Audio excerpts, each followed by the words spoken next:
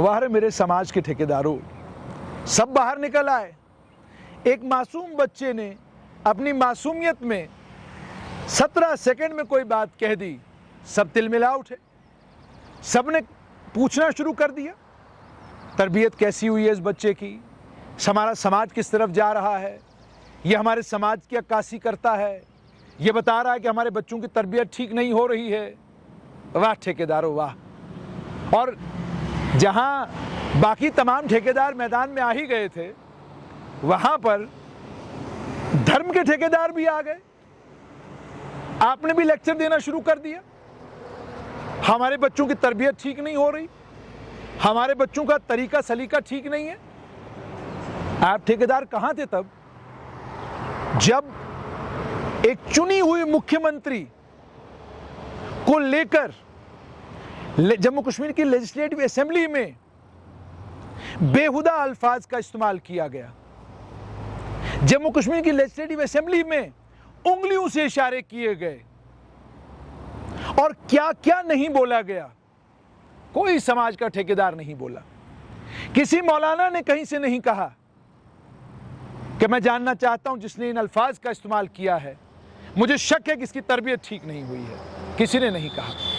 कोई जब समाज का ठेकेदार लंबा नोट लिखने के लिए तैयार नहीं हुआ, लिखते एक लंबा नोट, भाई तरबियत तो तरबियत है, वो एमएलए की हो, वो एक बच्चे की हो, वो जवान की हो, बूढ़े की हो, अगर तरबियत हुई हो तो अल्फाज का इस्तेमाल करते वक्त आप सोचेंगे, आप अक्ल का इस्तेमाल करेंगे। कहाँ थे आप ठेकेदार जब जम्मू कश्मीर की इस वक्त की हुकूमत की एजुकेशन मिनिस्टर सकीना इत्तू को लेकर ट्विटर के ऊपर बदतमीजी की गई? कहाँ थे आप समाज के ठेकेदार जब सकीना इत्तू को लेकर एक सोशल मीडिया पर एक क्लिप वायरल किया गया, जिस क्लिप के नीचे बेहुदा अल्फाज का इस्तेमाल किया गया? कहाँ थे आप ठेकेदार तब, जब इसी एजुकेशन मिनिस्टर को लेकर असेंबली के अंदर एक चुने हुए नुमाइंदे ने बजाय उसके कामकाज पर बात करने के उसकी क्वालिफिकेशन पर बात करनी शुरू कर दी, पढ़ाई लिखाई की बात करनी शुरू कर दी? आप समाज के ठेकेदार बाहर निकल कर नहीं आए। आपने नहीं कहा कि ये एक शहीद की बेटी है, आपने बाहर आकर नहीं कहा कि इसके अब्बा की शहादत के बाद इस बच्ची ने किन तकलीफों का और किन मुश्किलों का सामना किया और उसके बाद भी आसीसा पिलाई दीवार की तरह खड़ी है। और एक वो समाज जिस समाज को पुरुष प्रधान समाज कहते हैं, उस समाज में उसने चुनाव जीता, चुनाव जीतने के बाद वो मंत्री बनी, अपनी काबिलियत और अपनी बलबूते पर बनी, किसी ने उसकी बात नहीं की, बात की तो उसकी क्वालिफिकेशन की बात की। आप तब क्यों खामोश थे? आप तब क्यों खामोश हुए जब एक और लेजिस्लेटर को लेकर अभद्र और अश्लील बातें सोशल मीडिया पर लिखी गई? आप तब भी खामोश थे। यानी आपको कोई फर्क नहीं पड़ता कि समाज के वो लोग जो पढ़े लिखे हैं, समझदार हैं, वेल क्वालिफाइड हैं, बाअक्ल हैं, बाशऊर हैं, वो गाली गलौज करें तो चलेगा, वो बदतमीजी करें तो चलेगा, वो किसी भी महिला को लेकर कुछ भी कहें तो चलेगा, वो अभद्र टिप्पणी करें तो हमें चलेगा, उसको लेकर चीमा गोइयां करें हमें चलेगा, अफवाहें फैलाएं हमें चलेगा। लेकिन एक मासूम बच्चा अपनी मासूमियत में छुट्टियों को लेकर कोई बात कर गया तो आपने तरबियत की बात करना शुरू की। मैं हैरान हूं। यानी आप 7 साल से लेकर 12 साल तक के बच्चों से क्या क्या तवक्कात रखते हैं, लेकिन आपको कोई तवक्का नहीं है 18 साल से लेकर 78 साल तक के बुजुर्गों से कि वो भी शब्दों का इस्तेमाल करते वक्त, अल्फाज का इस्तेमाल करते वक्त, शब्दों का चयन करते वक्त इस बात का ख्याल रखें कि उनकी उम्र क्या है, वो उम्र के किस दहाने पर हैं, उन्हें उनके लिए कौन क्या है। उन शब्दों का इस्तेमाल करने से पहले वो सोच समझ कर बात करें। आपने उस पर बिल्कुल बात नहीं, करेंगे भी नहीं। गाली गलौज पुलिस वाले करते हैं, कितने वीडियो सोशल मीडिया पर वायरल हुए हैं, आपने उस पर बात की कभी? बिल्कुल नहीं करेंगे। आप जानते हैं मामला मुश्किल में डाल देगा आपको। समाज में और कितनी गंदी और घिनौनी चीजें हो रही हैं, रोज वीडियो सोशल मीडिया पर वायरल होते हैं, आप बात नहीं करेंगे। आप नहीं लिखेंगे, लेकिन आपको फिक्र है तो इस एक मासूम बच्चे की, जिसने बिल्कुल मासूमियत से भरे हुए अंदाज में अपनी बात रखी है। यकीन मानिएगा, मैंने वीडियो देखी, मैं मुबारकबाद दूंगा उनके माँ बाप को कि आपके बेटे में कोई कमी नहीं है, आपके बेटे में कोई कमज़ोरी नहीं है, और आपका बेटा किसी हिसाब से भी इस बात को इंडिकेट नहीं करता कि उसकी तरबियत कैसी हुई है। बहुत बढ़िया तरबियत हुई है उसकी। अगर इस बच्चे के बाप ने उसको बहादुरी से बात करना सिखाया है तो कुछ गलत नहीं है। हमारे समाज के बच्चों को बहादुरी से बात करने की आदत होनी चाहिए।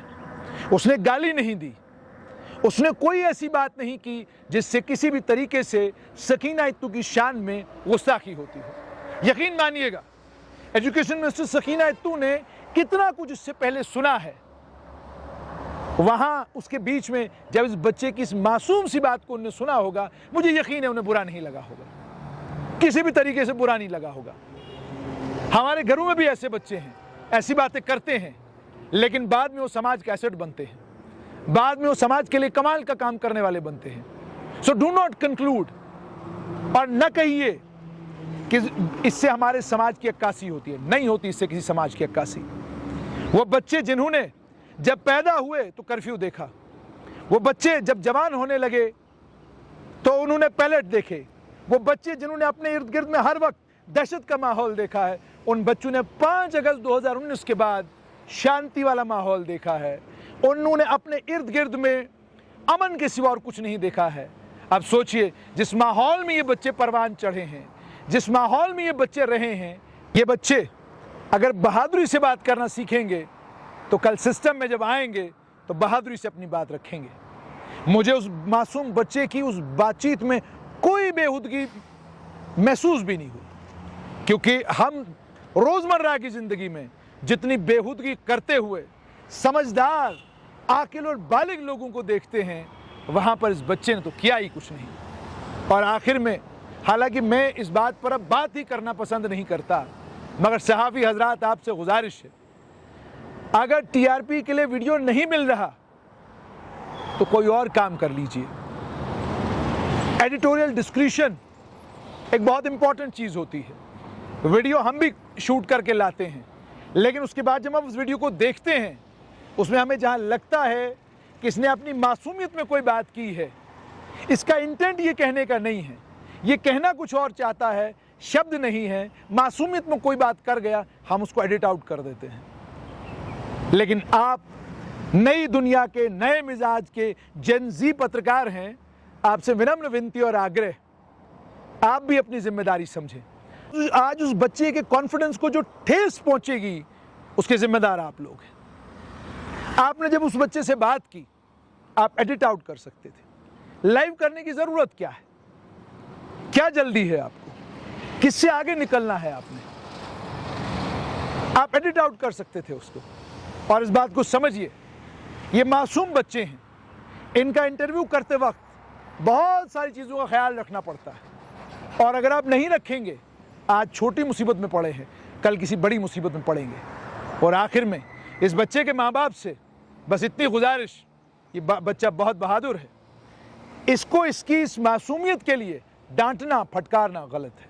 ये किसी भी तरीके से अपनी इससे किसी भी तरीके से इसकी तरबियत का पता नहीं चलता। ये क्लासरूम में कैसा है, ये अपने मोहल्ले में कैसा है, ये अपने परिवार के लोगों के साथ कैसा है, ये अपने पड़ोस में कैसा है, इसकी जानकारी आपको है ही नहीं। आपने केवल 17 सेकंड का वीडियो देखा और आपने लंबी चौड़ी कथा कर दी। बच्चों को जीने दीजिए। और किसी ने बड़ा खूब कहा, घर से मस्जिद है बहुत दूर, चलो यूं कर ले, किसी रोते हुए बच्चे को हंसाया जाए। मामला इतना ही है। इन बच्चों को इनकी जिंदगी जीने दीजिए, और आप मेहरबानी करके अपनी ये कमेंट्री वहां ले जाएं जहां इस कमेंट्री की जरूरत है। जरा हिम्मत करें, जरा हौसला करें, उनकी परवरिश के बारे में बात करें जिन्होंने जम्मू कश्मीर में जितने भी महिला पॉलिटिशियंस हैं उनको लेकर अभद्र टिप्पणियां की हैं, बकवास की है, बदतमीजी की है। जरा उनके बारे में एक पोस्ट लिखिए, हम भी आपको सलाम करेंगे। बच्चे को डराना, ये लंबे लंबे लेख लिखना बड़ा आसान है। सिस्टम के अंदर वो लोग जो लोग वाकई लोगों को प्रताड़ित कर रहे हैं, जो लोग वाकई लोगों के मनस पर असरअंदाज होते हैं, उनके बारे में भी ज़रा बात करके बताइए। हम आपका धन्यवाद भी करेंगे और आपको बधाई भी देंगे।